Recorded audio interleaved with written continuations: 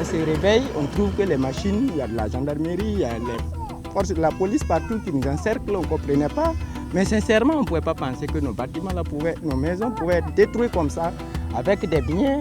Moi, personnellement, j'ai mis 3 ans pour construire une maison de 10 tôles à une hauteur d'à peu près 250 000 avec une simple maçonnerie. Pourquoi se loger décemment relève du parcours du combattant? Pour mieux comprendre, nous avons fait le tour de quelques bidonvilles et c'est maintenant dans Droit Libre Mag avec Geoffroy Var.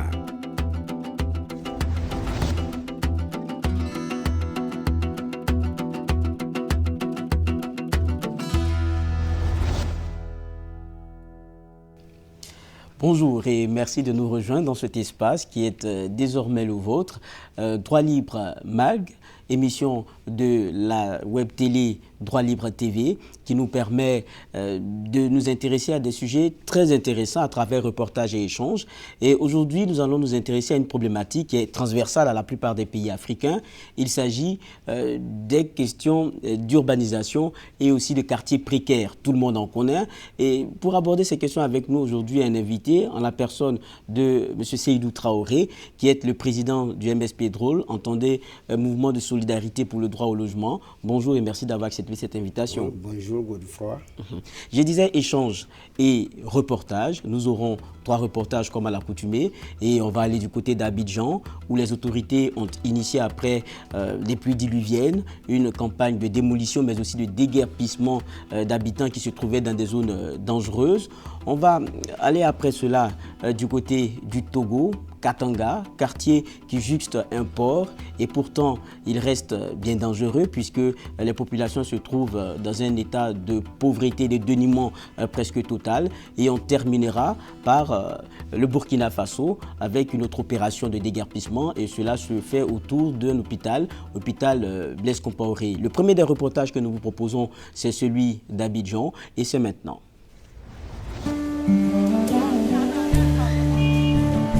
Les pluies diluviennes qui se sont abattues sur Abidjan, la capitale économique ivoirienne, n'ont pas été sans conséquences, comme le montre l'effondrement de cet immeuble de 3 étages à Angré au quartier Cocody. Heureusement, il n'y a pas eu de pertes en vie humaine. Les quelques habitants sont cependant obligés de trouver refuge ailleurs, non sans avoir pris ce qu'ils pouvaient encore emporter.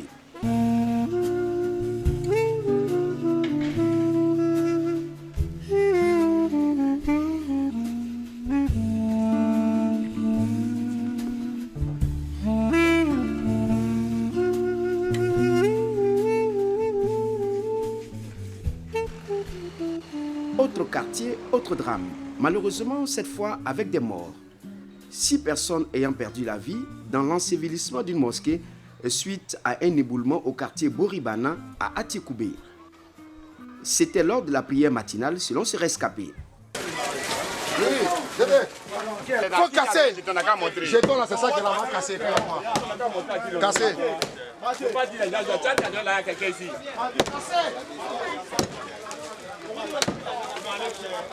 Aujourd'hui, là, ils mettent Zama là-haut. Ils mettent où? Ils dorment ici où? Ils prennent Zamba là, ils dorment à un terrain là-haut. C'est casser maison tout. Moi, je ne connais pas, je ne connais rien, ils viennent casser maison seulement. Hein? Est-ce que ça, c'est la vérité? Hein? T'as 3 fois. Rentrer où? Il faut regarder les femmes là. Il faut regarder les femmes là. Il faut regarder. Rentrer où? Hein? L'opération, faut-il le rappeler, concerne l'ensemble des zones à risque du district d'Abidjan. Venus témoigner leur compassion aux familles des victimes de l'écroulement de la mosquée, la coordination des maires d'Abidjan a réaffirmé son soutien à son membre d'Atikoubé et tout en demandant aux populations concernées leur compréhension dans l'exécution de la mesure de démolition. Certainement qu'il a pris des dispositions pour essayer de déguerpir, démolir. Ce n'est pas de gaieté de cœur qu'il le fait. S'il doit sauver la vie en détruisant, alors sauvons la vie.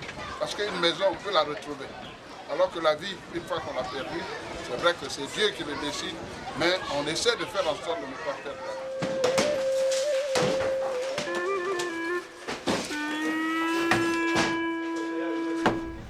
Alors, M. Traoré, on suit un reportage qui pose la plupart des problèmes que les villes africaines sont en train de rencontrer.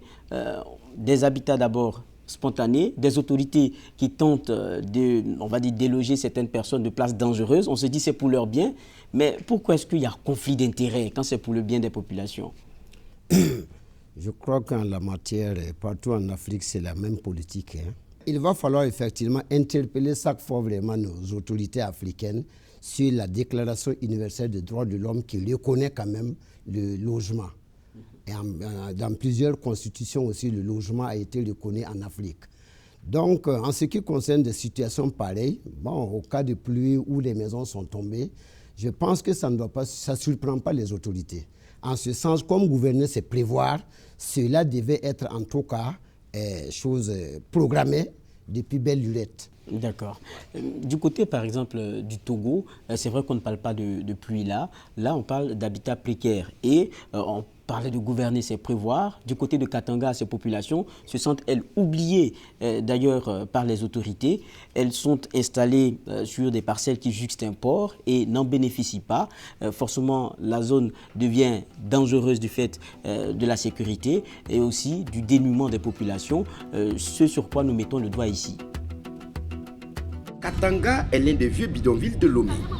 Situé derrière le port autonome de la capitale togolaise, ses habitants sont essentiellement des pêcheurs togolais, mais aussi ghanéens qui vivent dans des conditions de précarité totale. Manque d'infrastructures sociales de base pour ces populations qui ont toujours interpellé les autorités sur leurs conditions de vie.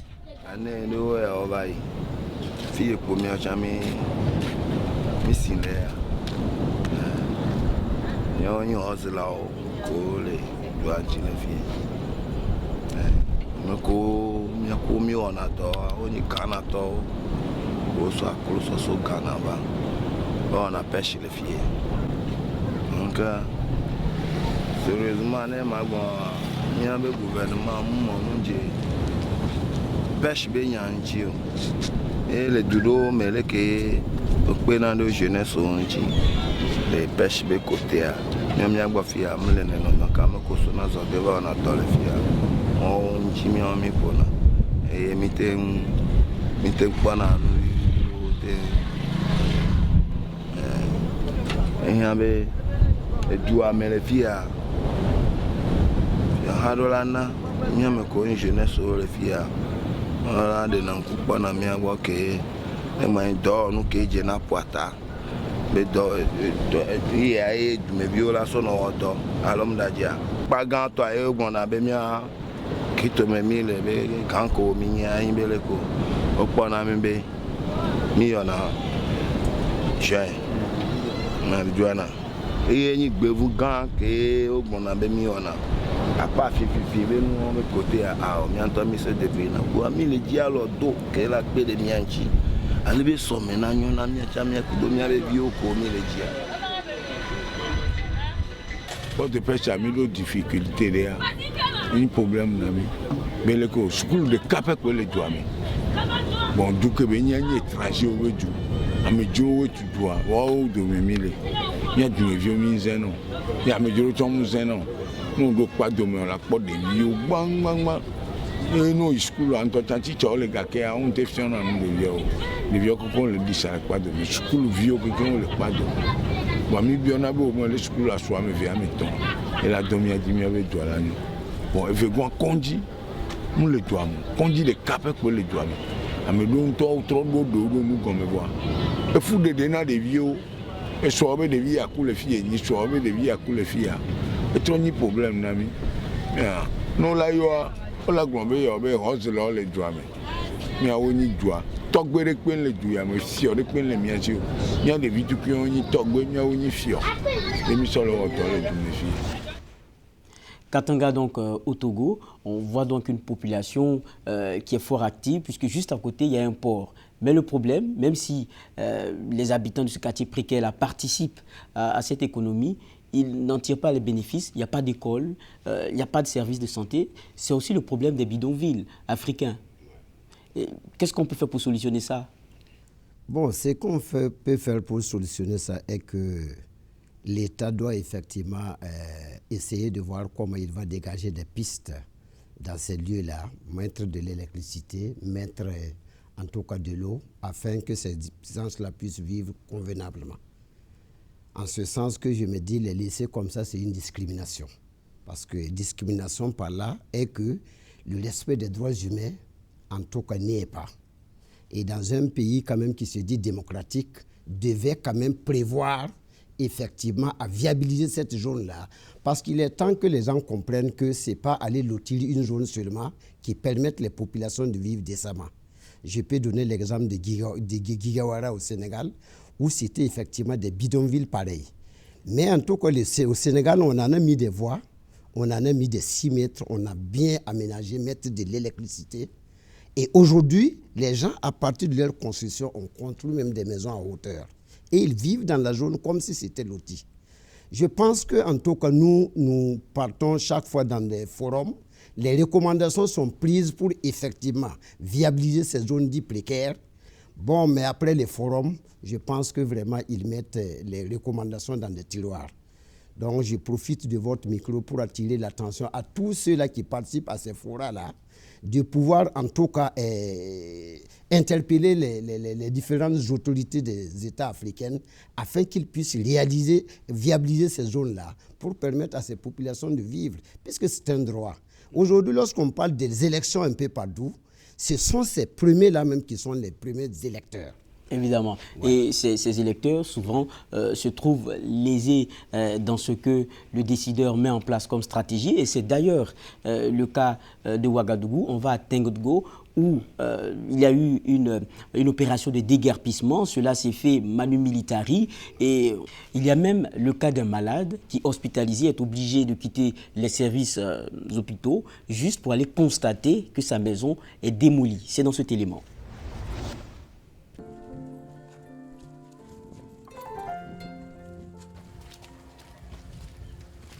Si nous devons quitter ici par rapport aux jeudis là, c'est même pas là où on va aller dormir. C'est-à-dire qu'on a duré ici, mais aller là, si nous quittons ici, pour avoir l'argent pour construire ça là, il faudra que nous souffrions beaucoup. Donc on n'a pas l'argent pour aller faire location. Donc c'est problème, vraiment c'est problème. On a dit de partir, on va partir. On va faire comment? On cherche là où on va partir là, on cherche même. Hier mon mari est parti au fond là, pour chercher cours là-bas, on va partir. Il m'a dit la nuit qu'elle a gagné un petit cours là-bas. Donc, si on peut ramasser les affaires là pour partir là-bas. Donc, c'est ça que moi je vais ramasser mes affaires là pour partir. On a déménagé tout. On va faire quoi? On a dit de partir. On va partir. Sinon, si machine là vient, il va nous chercher avec notre bagage là. Donc, on va partir.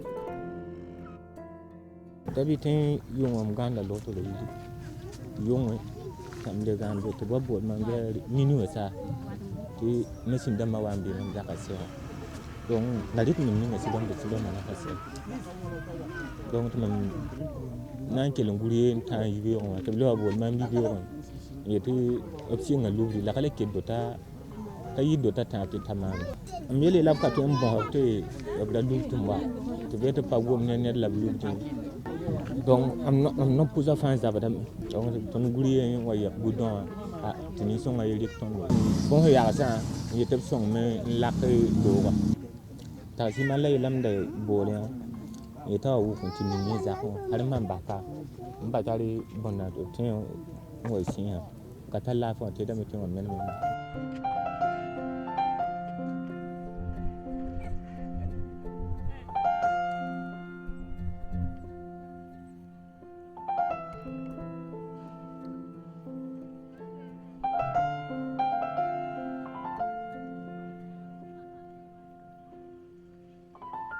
On se réveille, on trouve que les machines, il y a de la gendarmerie, il y a les forces de la police partout qui nous encerclent, on ne comprenait pas.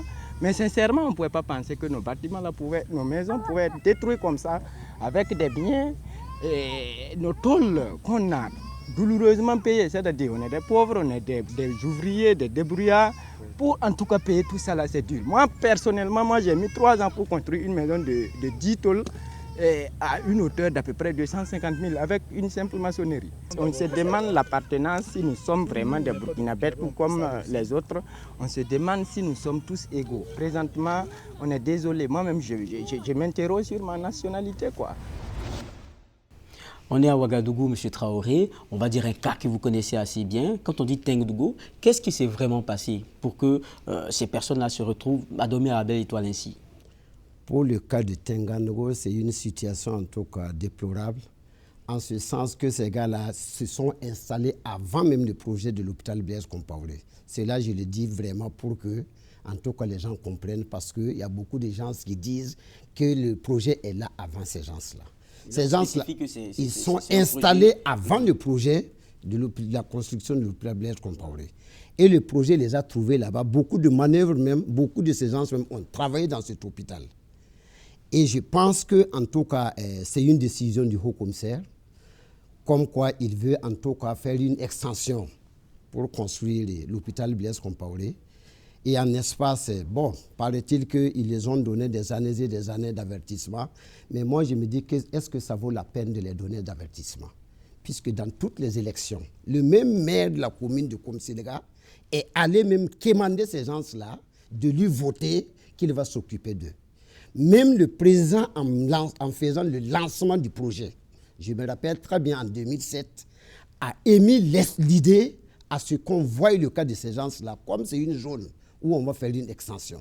Il en a bien dit de construire. Mais vous savez, dans notre pays, en tout cas, bon, chacun travaille selon sa puissance, selon ses relations. Oui, vous faites bien de poser ce problème-là. On a vu le premier reportage qui est fait en Côte d'Ivoire. Et là, les autorités tentent d'abord de sensibiliser les populations. Vous êtes dans des zones dangereuses. Le cas de l'hôpital Blaise Compaoré, il y a des travaux qui doivent être faits. Donc souvent, dans ces cas de figure, ce sont des accompagnements qui sont faits pour ces populations-là. Mais il y a difficulté à trouver un terrain d'entente. Ou même, lorsqu'il y a accompagnement, les populations refusent de quitter les lieux. À ce niveau, je tiens à préciser que les gens qui sont déguerpis ne sont pas contre l'extension du projet. Ils ne sont pas du tout contre. Et là-dessus, on les a sensibilisés. Parce que dès lors que la sommation a été donnée, je suis allé d'abord les sensibiliser afin que, en tout cas, ils comprennent qu'ils ne peuvent pas rester ici.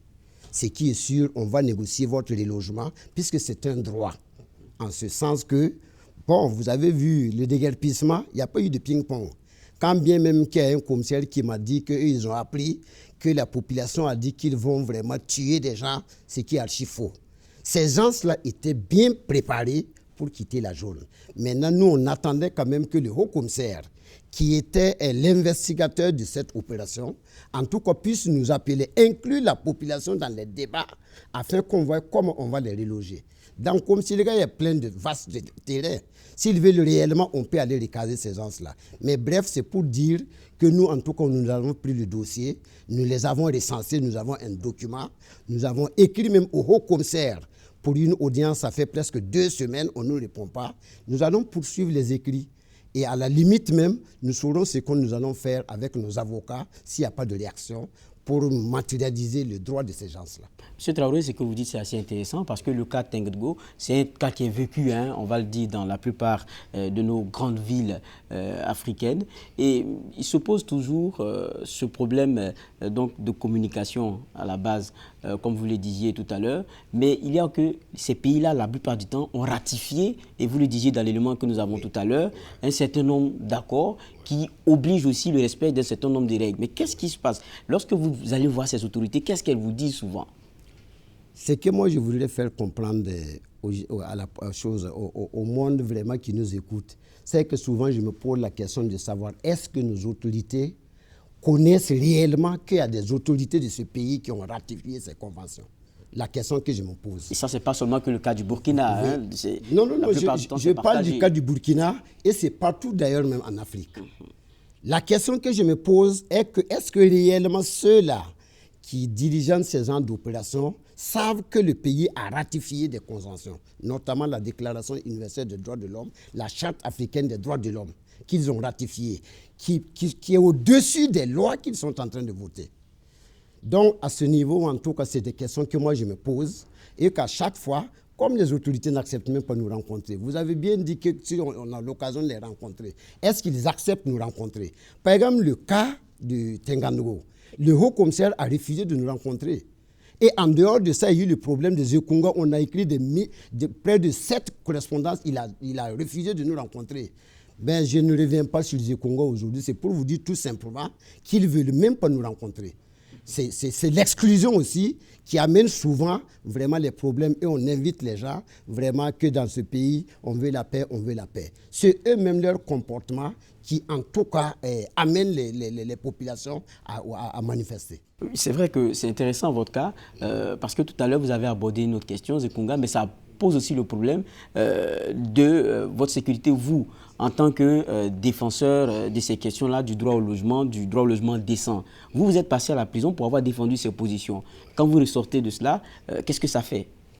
Mais j'ai toujours dit que, en tout cas, ma prison, si je dis aux gens que vraiment je suis heureux, les gens se sont étonnés.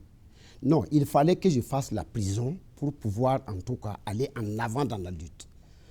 Parce que je suis allé en prison arbitrairement que je suis allé en prison.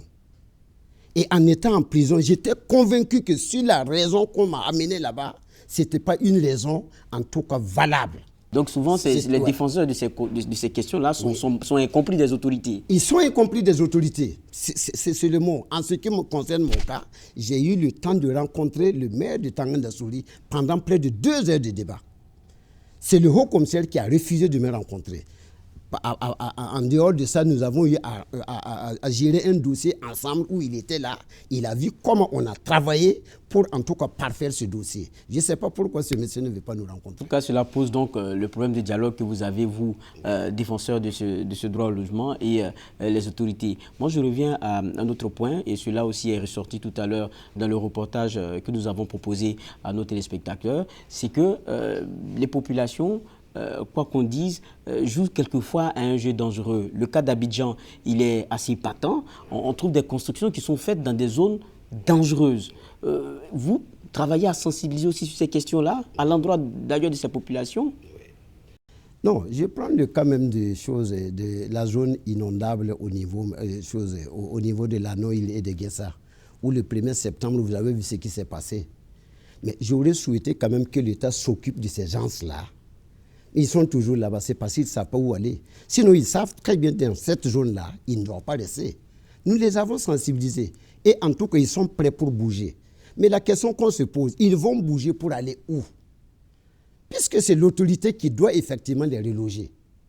Parce que ces gens-là ne sont pas allés là-bas à minuit. C'est en pleine journée qu'ils sont allés là-bas.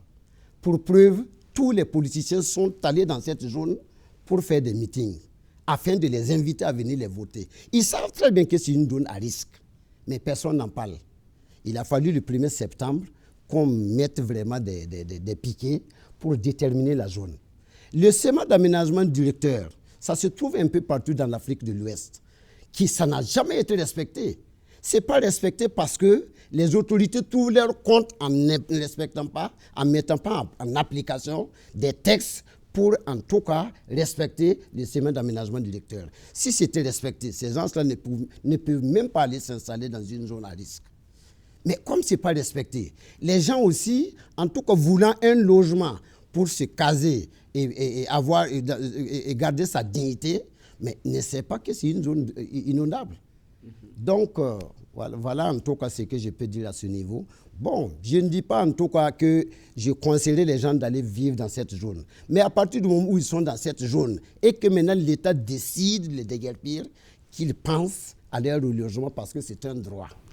Très important donc, le droit au logement décent, ce que vous défendez donc. Merci bien Seydou Traoré d'être passé sur ce plateau qui, on le précise toujours à nos invités, dont les portes vous restent encore ouvertes. On rappelle donc à nos téléspectateurs que vous pouvez suivre l'entièreté des reportages que nous vous proposons sur notre site www.droitlibre.tv et d'ailleurs sur la question, nous vous proposons ici le mode opératoire. Droit Libre TV. Regardez les meilleures vidéos gratuitement sur le net en un seul clic. Droit Libre TV, la web télé 100% droits humains, droit au but et libre de ton. Suivez-nous sur www.droitlibre.tv. C'est donc terminé pour ce numéro de Droit Libre Mag. Encore une fois, merci M. Seydou Traoré. C'était un véritable plaisir. Merci. Et on dit au revoir donc à nos téléspectateurs et d'ici le prochain numéro, portez-vous bien.